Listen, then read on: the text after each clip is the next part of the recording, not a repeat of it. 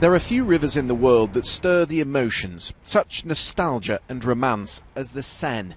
But the relationship between Paris and its river is a precarious one. It's a little-known fact that each year there's a 1 in 100 chance the left and right banks of this city will flood. And recent studies have found the Paris authorities are dangerously unprepared. This was the Great Paris Flood of 1910. After weeks of heavy snow and rainfall, the city looked more like Venice than Paris. The famous boulevards submerged in water. It took them months to recover.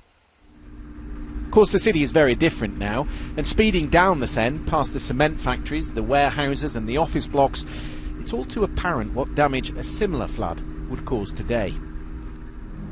In 1910, the river was some 8 metres above its normal level, which, judging by the marks on the wall, would put it at roughly the same height as many of the old bridges.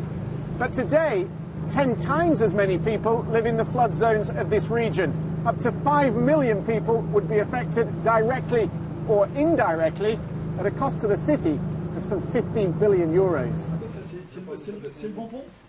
When the crisis comes, and it is a when, not an if, this is the team that will take total control. All the strategic networks, the electricity, drinking water, telecommunications will fall under the command of this office. The direct effect of the water is along the river. If you take the problem of electricity, half of Paris, the problem are very large.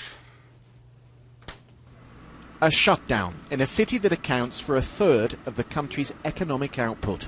It will severely restrict the ability to pump sewage and water across low-lying areas of the city. This past few months, in a move that reflects the concern and the urgency, utility companies have been testing mobile generators. It's difficult to prepare for a flood because there are so many uncertainties. We're doing tests at the moment, making plans, but I'll admit it, we're not yet ready. And this is the man who will tell us when to panic. The Zouave. When the Seine reaches his feet, the river is closed.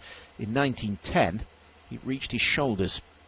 The Great Flood lingers in the collective consciousness, and perhaps more so this year, given the already high levels of the river, with much of the winter weather still to come.